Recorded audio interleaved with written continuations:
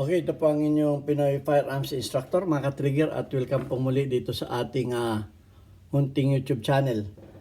At bago ako bumati at magpasalamat ay gusto ko lang munang basahin ang tatlong comment. Okay, ang sabi ni Milo Marana ni yan na uli ang topic mo. Okay, sasagutin ko yan kung bakit ko ulit tinapik yan.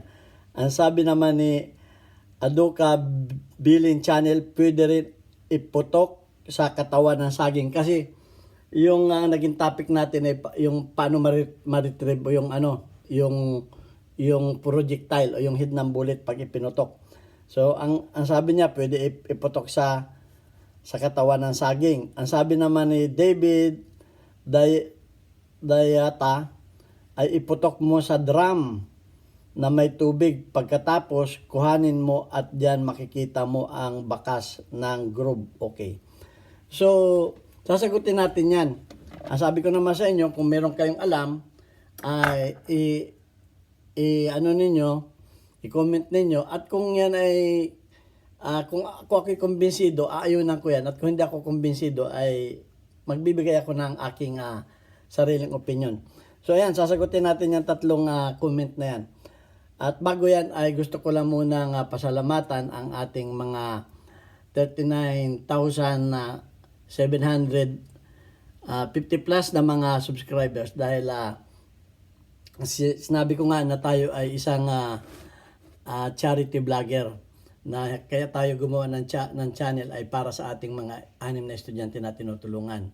At ako'y nagpapasalamat sa mga silent viewer na hindi nag-skip ng ads sapagkat nakakatulong po yan sa ating mga beneficiaries na anak ng mga single parent na tinutulungan natin sa pag-aral. At special thanks muna tayo kay Dennis Sardona ng Pulangi Albay. Okay, shout out sa iyo Dennis Sardona, na ikaw ay nakapagpadala dito sa ating GCash number. Yan po ay aking tresurera, anak ko po yan. At gayon din, special thanks din kay Jubil Platon Boy Umay ng Riyadh, Saudi Arabia na palaging nagpapakulay o nagpapadala ng pera sa ating mga premiere videos. Ayan muna ang ating at sana marami pang magpadala. Hindi naman tayo tumitingin sa laki ng halaga. Ang importante po tayo nakatulong. Kahit yan ay maliit, kung tayo naman ay marami, yan po ay malaki ang magagawa. Ayan, at yan lang. Una ko muna sasagutin yung kay may lumaranan na yan na naman ang topic. Okay, ito yung na-topic ko na, sinabi ko na nga na-topic ko na kung paano natin malalaman na loose bore yung baril. So, na-topic ko na yan, nasabi ko na yung paano natin malalaman. Pero ang gusto kong pagtuunan ng pansin dito, malalaman mo ba sa projectile o dun sa head na na-recover? At paano mo ma-retrieve ng walang damage yung projectile o yung heads na ipinutok mo? So yun ang gusto kong bigyan ng pansin dito. So ayan. At maraming salamat naman doon sa mga nag-comment. Pero meron lamang ako ditong dalawang nag-comment. So, may lumaranan. Yung unang topic natin ay hindi kasali yung projectile kung paano ma-retrieve. Ngayon, isinama kasi yung projectile kung saan ipuputok. Kasi pinutok niya sa lupa. So, hindi natin sinang-ayunan yun. So, ito naman, si Adoka Billing Channel ay pwede rin iputok sa katawan ng saging.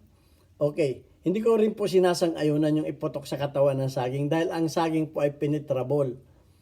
Pwedeng lumampas sa katawan ng saging, ay baka iputok ninyo doon sa nakatayong puno ng saging, ay lumampas yung bala at may tamaan. So, hindi ko ina-advise yan. Penetrable po yan.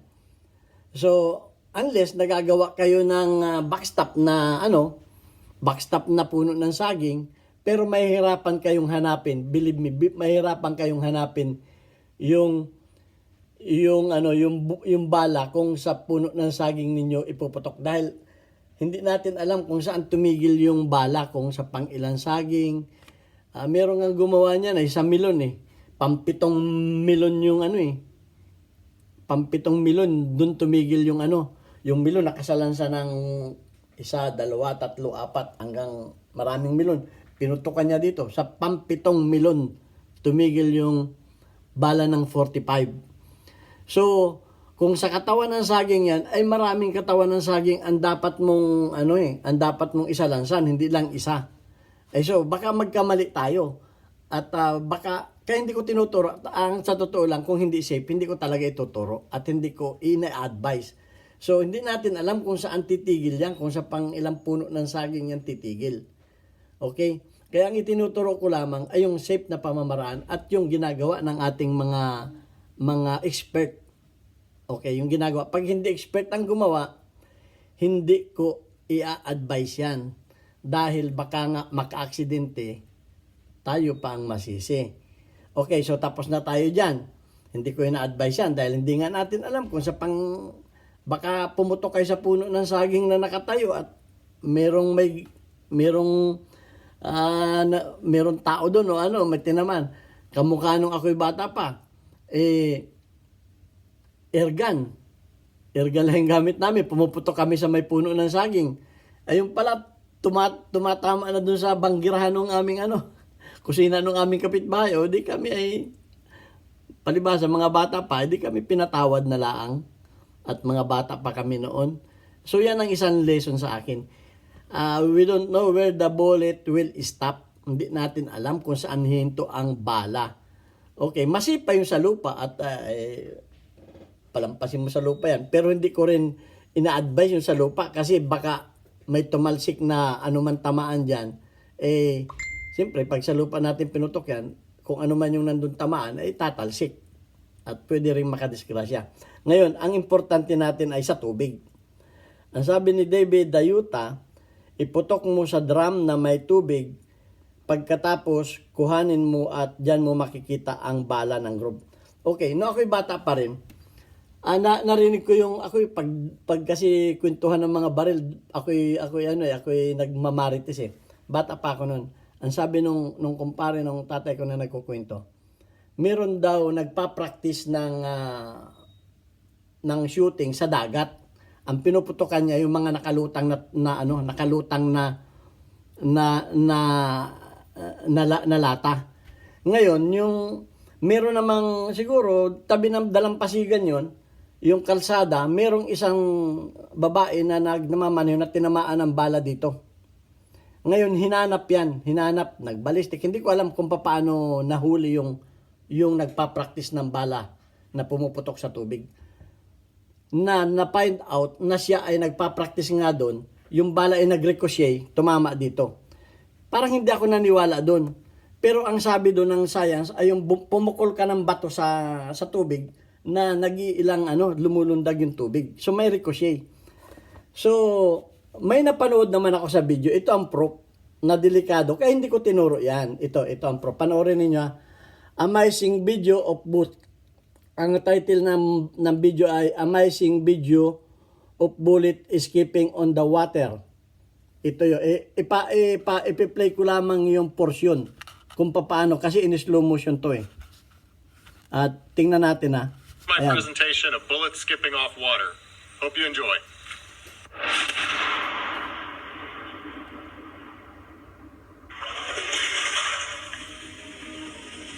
So ayan yung prueba kung paano yung bala ay umiskip sa tubig, nag-ricochet. Ulitin natin. Ay, saglit.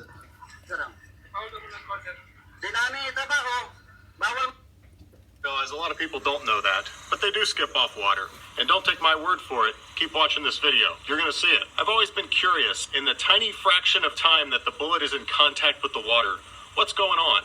You got the bullet coming in, and here's the water. Is it going so fast that the water just acts like a solid and just deflects it immediately, just like concrete would? Or does the bullet penetrate into the water and go slightly under and then come back out? Or does it ski on the water for a second and then come back out? Or maybe it hits and tumbles. I looked online, search after search. I couldn't find anything. I couldn't find even people talking about it, let alone footage of it. Finally, I decided, you know what?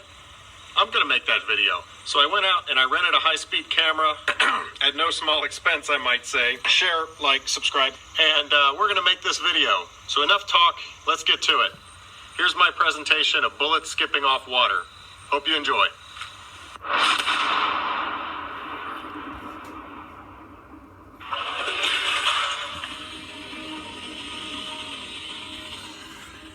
Okay, sana panoorin ninyo itong video na to. Makakatulong ito.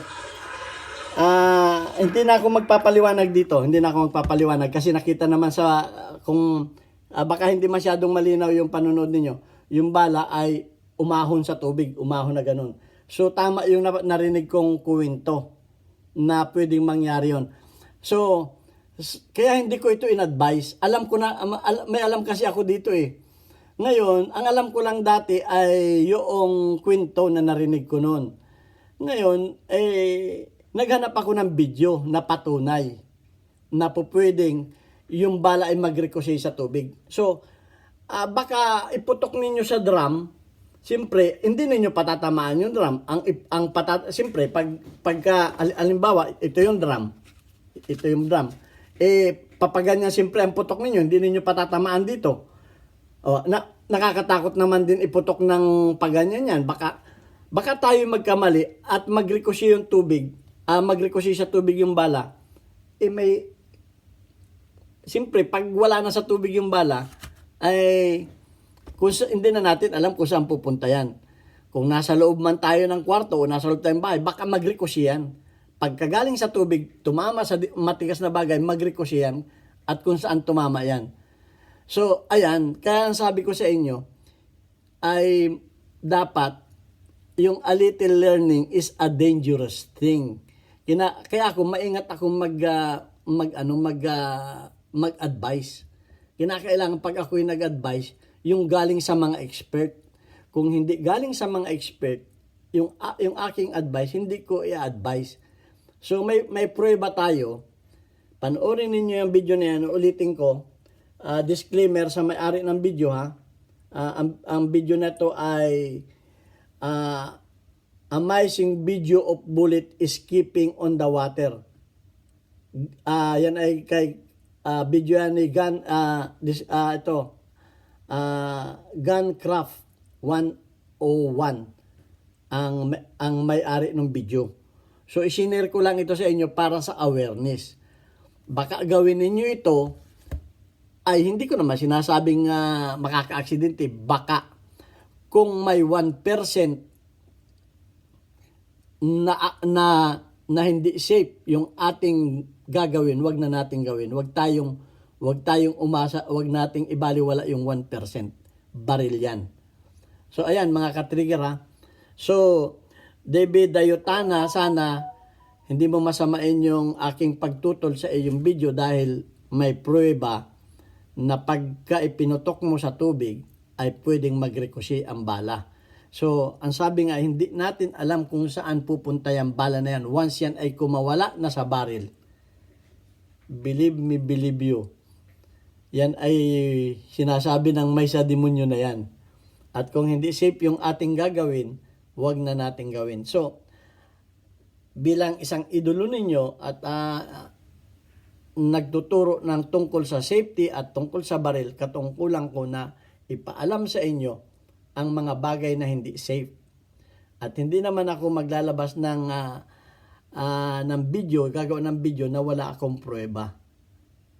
Yan ay aking pruweba na yun nga may naging casualty sa Amerika. Matagal nang narinig yung kwento na yan. Bata pa ako, tumanim yan sa utak ko. Mga high school pa ako noon. Tumanim na sa utak ko na yan. Kaya hindi ako pumuputok. Hindi ako nagpa-practice. O yung mga mahilig mag-practice ng baril sa tubig. Yan, ang isang delikado. Hindi natin alam. Maaring yung unang ginawa natin ay walang na-aksidente, bakit pa natin iintayin na tayo ay may ma-aksidente? Yun lamang ang sa akin. So, dapat ay iba yung ingat tayo. At kung hindi mga eksperto ang nagsabi, ay huwag natin gawin. Dahil doon tayo maniwala sa mga expert. Ako, hindi man ako expert, pero pero ang aking mga video bago ako maglabas ay kumukuha din ako ng mga videos sa mga expert. Inaalam ko muna. Kasi mahirap nasa social media tayo. Tapos maglalabas tayong bigla ng mga videos na ikakapahamak ng iba. Mahirap 'yun. Ay kaya David Daytana, kung ikaw ay gumagawa niyan, ay tigilan mo na yung paggawa niyan. Ito ay bilang advice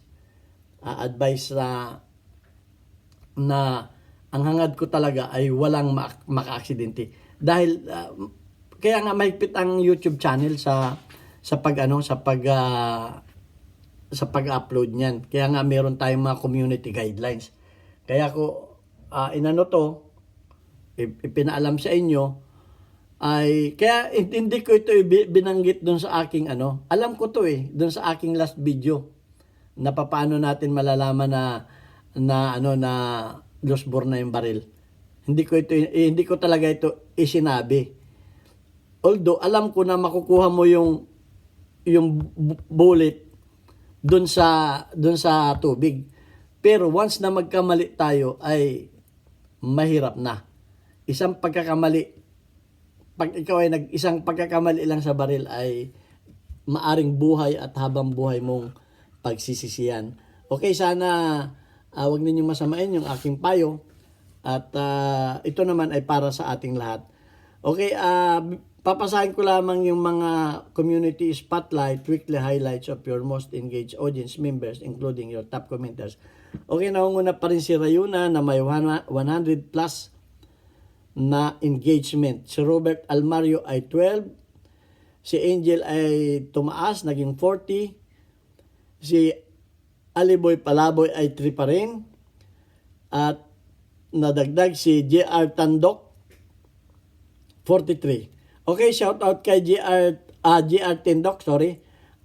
Shout out kay Aliboy Palaboy, shout out kay Angel ng USA, shout out kay Robert Almario, at congratulations kay Ranuyan na may 100 plus engagement.